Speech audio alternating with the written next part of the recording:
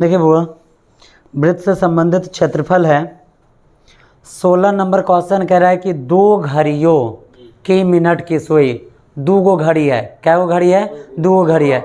जरा आप बताइए, जो घड़ी का सुई घूमता है वो अगर क्षेत्रफल तय करेगा तो बिल्कुल गोल क्षेत्रफल तय करेगा, क्योंकि कोई किसी भी घड़ी का सुई मतलब इस डायरेक्शन में घूमता है। जब उस घड़ी के सुई द्वारा घेरा गया क्षेत्रफल का बात किया जाए तो बिल्कुल गोल क्षेत्रफल बनाएगा। 2 गो घड़ी है, हम यहाँ पर 2 गो घड़ी बना लेते हैं। मान लीजिए कि एक ये घड़ी है और दूसरा घड़ी ये है, ठीक है, 2 घड़ी है। क्वेश्चन कह रहा है यहाँ पे कि 2 घड़ियों की मिनट की सुई 2 सेंटीमीटर और 3 सेंटीमीटर लंबी है। कितना लंबा है? एक का 2 सेंटीमीटर और दूसरे का 3 सेंटीमीटर लंबा उसका मिनट का सुई है। मान लेते हैं कि ये घड़ी का केंद्र हो गया और यहाँ से एक ये जो मिनट का सुई है ये कितना सेंटीमीटर लंबा है? ये 3 सेंटीमीटर लंबा है और ये वाला 2 सेंटीमीटर लंबा है, ठीक है। ये दोनों अलग अलग घड़ी है। एक घड़ी का सुई 2 सेंटीमीटर लंबा है और एक घड़ी का सुई कितने सेंटीमीटर लंबा है? 3 सेंटीमीटर लंबा है। अब देखिए, जब आप घड़ी लेते हैं तो घड़ी पर यहाँ लिखा रहता है 12, 6, 9, 3, यहाँ पर 12, उसके बाद आ जाता है 1, 2, यहाँ पे 4, 5, 6 है तो 7, 8, 9 है तो 10, 11, ठीक है। 18 नंबर क्वेश्चन है बुआ, यही समझा देते। क्वेश्चन तो समझना भी है, ये भी नहीं बनने वाला है। देखिए, जब हम आगे बढ़ते हैं, यहाँ इस घड़ी पर भी हम ये जो नंबर है लिख लेते हैं। यहाँ पर 12, यहाँ पर 6, यहाँ पर 3, यहाँ पर 9, तो यहाँ पर हो जाएगा 10, यहाँ पे 11, यहाँ पर 1, यहाँ पर 2, यहाँ पर 4, यहाँ पर 5, यहाँ पर 7 और यहाँ पर 8। ये 2 घड़ी बनकर रेडी हो चुका है। क्वेश्चन कह रहा है अब कि आधे घंटे में कितना देर में? आधे घंटे में सुई द्वारा तय किए गए क्षेत्रफलों का क्या अनुपात होगा? अब देखिए, आधा घंटा कब होगा इस घड़ी में, ये बताइए। आधा घंटा कितने मिनट का होता है? 30 मिनट का होता है। और इस पूरा घड़ी में कितना मिनट दर्शाया जाता है? 60 मिनट। एक घड़ी में कितना मिनट होता है? 60 मिनट दर्शाया जाता है। अब इसके बीच में छोटा छोटा पॉइंट दिया जाएगा, प्रत्येक बिंदु के बीच में 5 पॉइंट होता है, तो 12 पंचे 60 मिनट हो जाता है। क्वेश्चन कह रहा है कि आधा घंटा कब होगा इसमें? आधा घंटा तब होगा जब हम क्या करें, इसको पूरा ऐसे खींच दें, ठीक है, 30 मिनट का। अगर ये पूरा घड़ी 60 मिनट का है तो आधा आधा अगर हम लाइन खींच देते हैं तो ये कितना मिनट का हो जाएगा? 30 मिनट का हो जाएगा। और इसको भी हम ऐसे खींच दें तो कितने मिनट का ये हो जाएगा? 30 मिनट का हो जाएगा। क्वेश्चन कह रहा है कि बताइए इसका जो क्षेत्रफल है इस दोनों के क्षेत्रफलों का अनुपात क्या होगा? चलिए, जब हम इस क्वेश्चन में आगे बढ़ते हैं तो क्या हमें मिलता है? आपको पहले भी बताया गया है कि त्रिभुज के सभी कोणों का योगफल कितना होता है? 180 डिग्री। और उसके बाद जितनी आकृतियां है, त्रिभुज के बाद जितनी आकृतियां है, जितनी भी बंद आकृति का अगर हम बात करते हैं तो उसके प्रत्येक कोणों का योगफल कितना हो जाता है? 360 हो जाता है। कितना हो जाता है? 360 हो जाता है। अब 360 को ये लाइन 2 भाग में बांट रहा है। आपको पहले ये भी बताया गया है कि अगर एक लाइन पर कोई कोण बन रहा है तो इसका मान कितना डिग्री होता है? 180 डिग्री होता है। तो ये हमारा केंद्र है। अगर यहाँ पर ऐसे ये जो कोण बन रहा है तो इसका मान कितना हो जाएगा? 180, और इसका भी मान कितना हो जाएगा? 180 डिग्री हो जाएगा।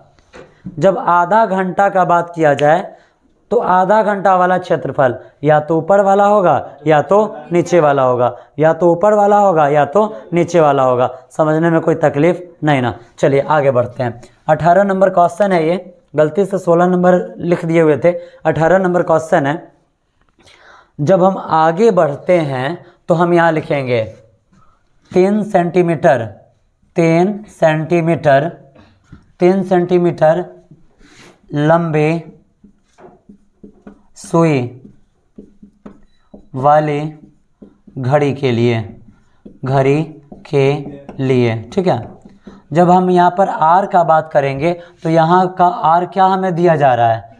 3 सेंटीमीटर है तो 3, और थीटा बराबर क्या दिया जा रहा है 180 डिग्री दिया जा रहा है। आप याद कीजिए आपका पहला क्लास आपको बताया गया था कि जब वृत्त में से कुछ काट कर निकाल लिया जाता है तो उसको हम क्या कहते हैं, उसको हम कहते हैं त्रिज्यखंड का क्षेत्रफल।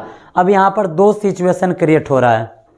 क्या क्या सिचुएशन क्रिएट हो रहा है, तो एक तो हम इसको क्या करेंगे त्रिज्यखंड के क्षेत्रफल पर निकालेंगे, और जब इसको अगर आधा बिल्कुल ऐसे बांट दिया गया तो ये कौन सा वृत्त हो गया, अर्धवृत्त हो गया। क्या हो गया, अर्धवृत्त। तो हम इसमें भी अर्धवृत्त का क्षेत्रफल निकाल सकते हैं और इसमें भी अर्धवृत्त का क्षेत्रफल निकाल सकते हैं। थीटा को आप हटाइए और डायरेक्ट आप लिखिए 3 सेंटीमीटर लंबी सुई वाले घड़ी के लिए r बराबर क्या है 3 सेंटीमीटर है, तो अब लिखेंगे क्या अर्धवृत्त का क्षेत्रफल। क्या लिखेंगे, अर्धवृत्त का क्षेत्रफल।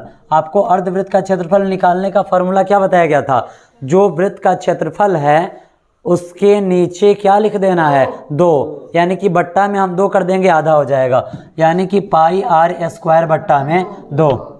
यहाँ पर भी हमसे अनुपात पूछ रहा है, और अनुपात का मतलब होता है बट्टा, और बट्टा में पाई से पाई क्या होगा, कैंसिल होगा, इसलिए हम पाई का मान 22/7 या 3.14 नहीं लेंगे। आगे बढ़ा रहे क्वेश्चन को। पाई है तो पाई, ठीक है, पाई है तो पाई। आर का मान कितना है 3, 3 का स्क्वायर 3 तिया 9/2। जब इसको एक स्टेप और आगे बढ़ाते तो जब पाई से 9 में गुना होगा तो 9 पाई बट्टा में 2। समझने में कोई दिक्कत नहीं ना। अब लिखेंगे पुनः, पुनः लिख दिए। आगे बढ़े, जब हम आगे बढ़ेंगे तो अब लिखेंगे 2 सेंटीमीटर। ये जो घड़ी है इसकी सुई कितना लंबा है 2 सेंटीमीटर है। 2 सेंटीमीटर लंबी सुई वाली घड़ी के लिए, घड़ी के लिए ये भी क्या है, पूरा घड़ी 60 मिनट का है, ये 30 मिनट का बात कर रहा है। घड़ी को आधा कर देंगे, घड़ी वृत्ताकार है तो यहाँ पर भी हमें ये क्या मिल रहा है, अर्धवृत्त मिल रहा है। लिखेंगे यहाँ पर r बराबर 2 सेंटीमीटर, तो अब लिखेंगे अर्धवृत्त का क्षेत्रफल, अर्धवृत्त का क्षेत्रफल। अर्धवृत्त के क्षेत्रफल का फार्मूला क्या होता है, पाई r स्क्वायर बाई 2 होता है, ठीक है।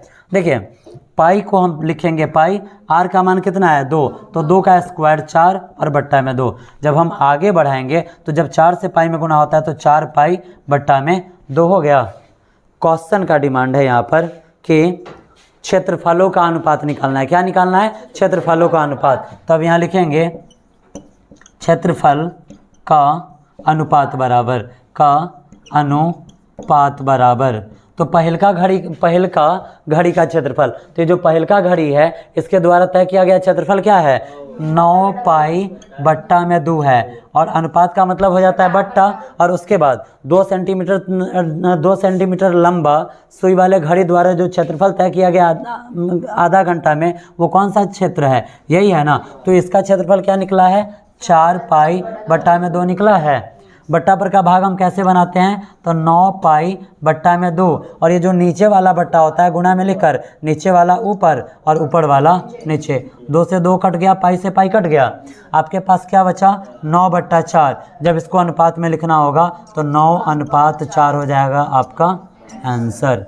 समझने में कोई दिक्कत, आंसर मैच कीजिए तो क्या है, आंसर मैच कीजिए।